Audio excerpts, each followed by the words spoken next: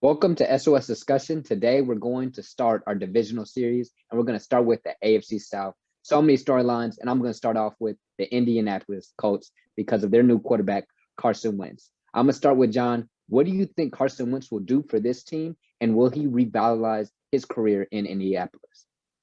Well, I think it remains to be seen kind of because we've seen two different stories with Carson Wentz. If you look at the 2017 season, where he was arguably the MVP of the NFL before he got hurt, I think it was in week 13 or week 14 against the Los Angeles Rams. And then since then, we've kind of seen him be a shell of himself, and we've wondered if he would ever get back to that top form. And many have questioned if he's even worth getting the extension that he got following that almost MVP season in which he got hurt, and then Nick Foles ultimately took that Eagles team to the Super Bowl. I think what has been mentioned a lot over the summer, and the key here is one, his relationship with Frank Reich, who was the offensive coordinator when he had his most successful season in 2017, and the way that the Indianapolis Colts play football, right? They're already a playoff team from last year, and what they want to do is they want to play inside out. They're dominant on the offensive line and the defensive line. Really, the whole defense is dominant, but the offensive line in the running game, they have three quality running backs with Jonathan Taylor, Naheem Hines, and Marlon Mack. And obviously, they have the best offensive line in football. So I think that takes a lot of the pressure off Carson Wentz. I still think he has a lot of the natural tools.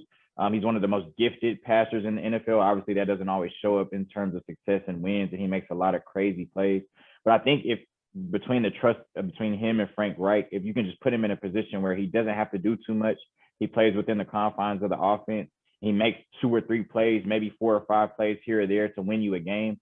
I think he'll be great this year. If he starts to get in his head and tries to be a superhero like he did in Philly, then I think it's a recipe for disaster. What do you think, Mia? I think it's a situation of we have to see just how healthy Carson Wentz is going to be able to stay.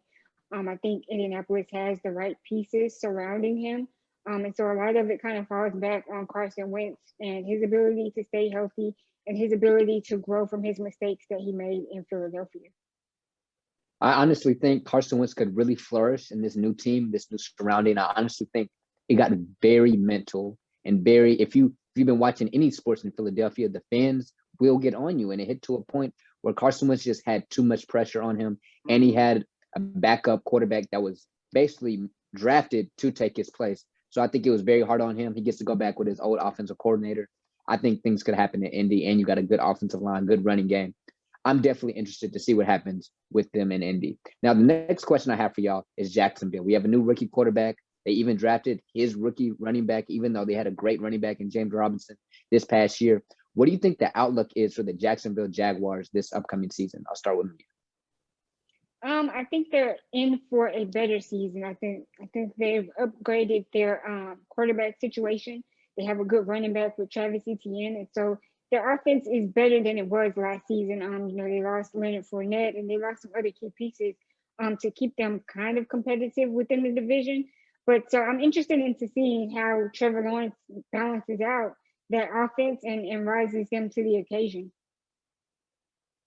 Yeah, I think that, one, when we seem to talk of Trevor Lawrence, with him being a generational prospect, people would talk about him being the best quarterback prospect since Andrew Luck. And then with the transition from Urban Meyer, we've seen the success he's had in college football with pretty much every program he's been at, from Bowling Green to Utah to Florida, and then ultimately Ohio State before he retired. I have big expectations for this Jacksonville team. Obviously, I think they'll be competing for 3rd or 4th in that division, depending on what goes on with the Texans and the Deshaun Watson situation.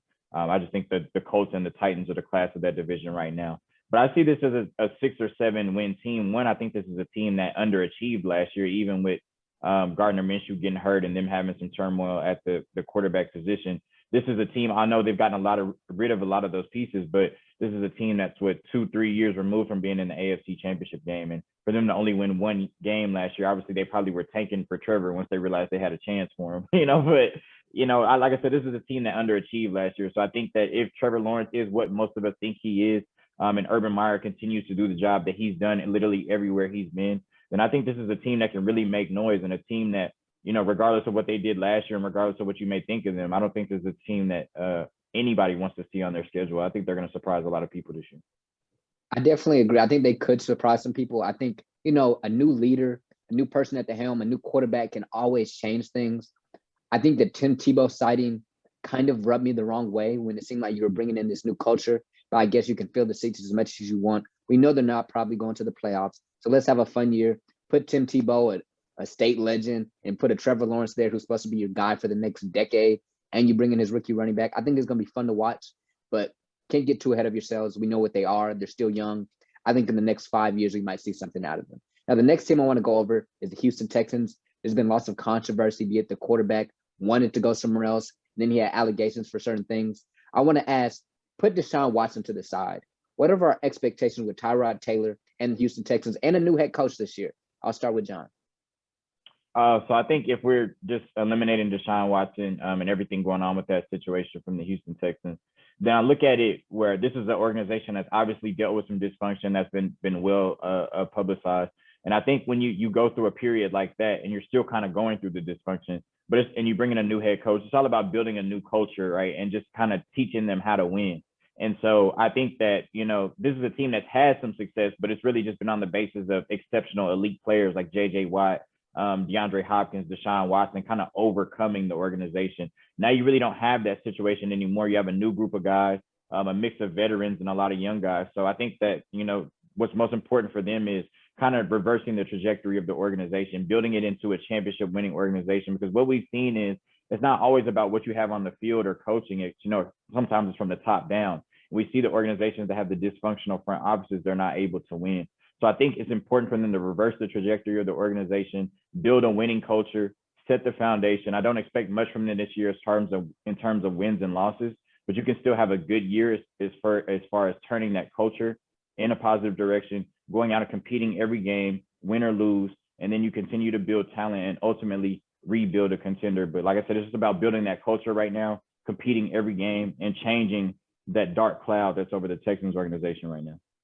Yeah, I think John was spot on with that. They're in for what it's worth, a rebuilding stage from management all the way down. I don't know that Tyrod is going to fill the shoes of Deshaun Watson. I don't know that he can ever live up to that. But they're in a position to where that he's their quarterback right now, and they just have to roll with it. They have to figure out a way to add some pieces to help him out, because you're now without DeAndre Hopkins, you're without J.J. Watt on defense and things like that. So they've lost a lot of key pieces, and this quarterback situation doesn't help it at all. And so it is a situation of rebuilding all the way from the top to the bottom and just seeing what it can come of it. I look for them to go last in the division this year just because they have so many moving pieces going on. Nothing is set in stone. Everything is kind of in chaos right now. And I'll say with the things going on with Deshaun Watson, and if you're not really able to get anything in a trade from him because of everything that's going on, like let's say Deshaun Watson just disappears into let's say he just goes away. You now had a stud quarterback, a top 5 quarterback that you're not even going to get compensation from. So I think we could really see a real tank job going on in Houston because they really haven't gotten anything in return for the great player they had in Houston. And so the next team I want to go over is probably one of the best teams in this division is the Tennessee Titans. They just added a top-level receiver who's had injury problems in the past, but he's still that guy, Julio Jones, and they still have A.J. Brown. They still have Ryan Tannehill, Derrick Henry. It's a great team. What do we think the expectations are, and what is deemed a successful season for the Tennessee Titans, and do we see them winning the division? I'll start with Mia. Tennessee has got to go division round. They've got to get into a Super Bowl now. And that's not to say they have to win the Super Bowl, but they have to get there. When you add Julio Jones to the mix and the other pieces that you have, it's to that point where now you have to get to the Super Bowl, or you can kind of consider them a failure right now. Yeah, I agree. When you look at them, not this past year, but the year before, they made it to the AFC Championship game, right? And so this is still pretty much the nucleus of that same team that's there. You've added some pieces and lost some pieces. So once you've already made it to the AFC Championship game, the next step as far as being a successful season is going to the Super Bowl. And obviously nobody wants to go to the Super Bowl to lose. So I think a successful season for the Tennessee Titans has to be winning the Super Bowl. And I think that's a huge challenge. We've talked about on this show before, what would Julio Jones mean to that team, right? And we already talked about how Derrick Henry is the engine of that team, A.J. Brown being one of the best young receivers in the league. I think that may increase their ceiling a little bit, but I still think their ceiling is lower than teams like Cleveland Browns, the Baltimore Ravens, the Buffalo Bills, and the Kansas City Chiefs, because I really don't trust that defense. And that's a defense that hasn't had a pass rush in years, which is probably fundamentally the most important part of playing defense in today's NFL. So I think a successful season would be for them to get to the Super Bowl and winning the Super Bowl. However, I just think that's a really tall task. So are they our picks for the division of the AFC South? Yeah, they got my pick for that.